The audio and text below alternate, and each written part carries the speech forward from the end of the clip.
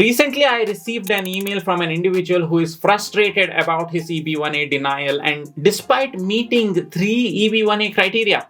So he seeks guidance to enhance his EB1A profile before reapplying his petition.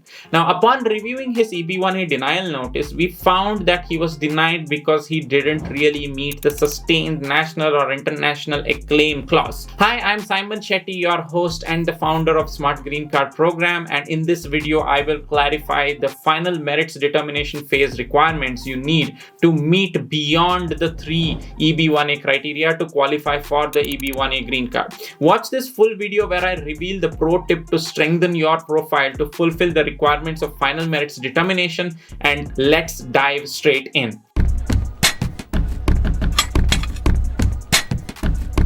Now, let's start with how USCIS evaluates your EB1A petition. To determine your eligibility for the EB1A Green Card, USCIS follows like a two-step process. So in the first part, USCIS examines whether you meet at least 3 criteria based on the requirements defined in the regulations. Number 2, once you meet these 3 EB1A criteria minimum, USCIS then determines whether your evidence as a whole meets the final merits determination requirements that they have set. Now, what are these final merits requirements section? So USCIS understands that those criteria can easily be played around, which is why they give the officer room to do a very subjective evaluation of the case to see if holistically the elements of the case are tying really well and if they hold merit holistically as well. So they look for a few things overall beyond the criteria to also evaluate for final merits. And number 1, that's sustained national or international acclaim. Number 2, it's being at the top of your field. Number 3, your intent to continue in the work area of expertise. Number 4, that you are of substantial benefit to the United States. Are you really confused about the meaning of these requirements? Well, let me break down each EB1A final merits determination phase requirement for you. Number 1, sustained national or international acclaim. Firstly, sustained national or international acclaim, which is crucial in the final merits determination phase. What does this really mean? You should be recognized for your achievements in your field of expertise. That's one, obviously, but then you should also have maintained a comparable level of recognition over time, starting from when you first achieved that acclaim. So it's not like a one-time thing and then you don't have anything beyond that type thing. Like, even if that one-time thing is an achievement, you still need to be consistently accumulating those kinds of acclaim to establish a track record of sustained acclaim in the field. Let me give you an example so you can understand more clearly.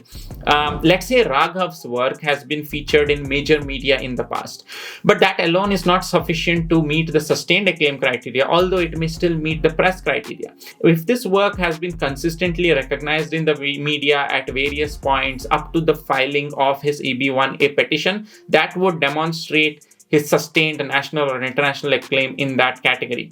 Number 2, you are the cream of the crop. Secondly, you have to demonstrate that you are the cream of the crop, meaning that your evidence as a whole should indicate whether you are among the top people in your field of expertise. Let me give you another example to help you break down this requirement. We have a lot of clients that we serve, so these examples are very easy for me to pick out.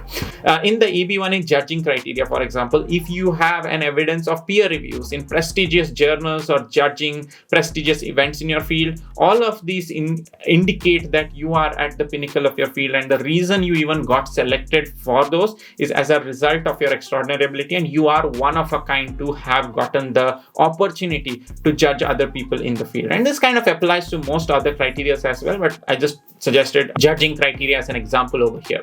Thirdly, your intent should be to continue working in your field of expertise, and generally this is a requirement fulfilled with your existing job or a job offer in your field of expertise. So most of the time our clients end up satisfying this criteria without too much issue, because they anyway are working and intend to continue in the field of expertise.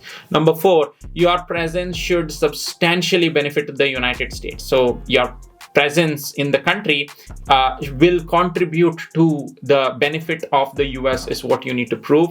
And it is typically satisfied if you satisfy the other EB1A requirements. For example, demonstrating a critical role showcases that your skills are unique and they will enhance the overall competitiveness of the United States in your field as well. In simple words, to qualify for the EB1A, your evidence should clearly demonstrate that you're a person of extraordinary ability in your area of expertise. And that's all about the final merits determination requirements. It's a very subjective analysis, and the officer has wide discretion to analyze your case with different lenses to make sure that everything is adding really well. So that is what we pay attention to in Smart Green Card program along the journey while you're building your profile as well, so that we can keep monitoring how well you're legitimately putting your case together, so that you don't end up in a situation, God forbid, where your entire case is good and you're meeting a bunch of criteria, but you are not satisfying the final merits,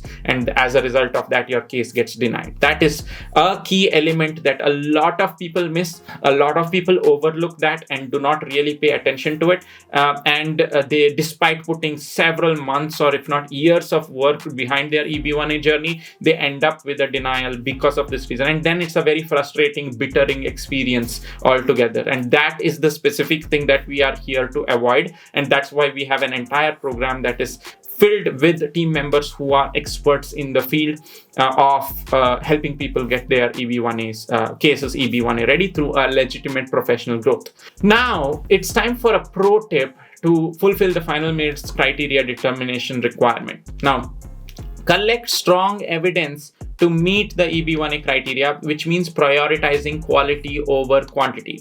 We put a lot of videos out that focus on how you build this quality over quantity and stuff like that for your EB1A journey. So don't forget to like this video, but also click that bell icon to get notified about insightful EB1A videos that we put out pretty much on a daily basis. You should also subscribe to the Smart Green Cards channel for more EB1A useful content. We put it on a daily basis on all our platforms, on YouTube, on LinkedIn, on Instagram, on our website blogs. We have a newsletter. We are working super hard to bring you even the free information that is needed to help you in your journey. And of course, we have the VIP plan, which is the much more handheld program where we help people throughout their journey in a very robust manner to get their EB1A done in about a year's time. That is it for this video. I will see you in the next video, which is coming soon, and it's on a very much more important topic. So definitely subscribe to our channel and stay tuned to that video. This is Saiman Shetty signing off from Smart Green Card. Thank you so much. Peace.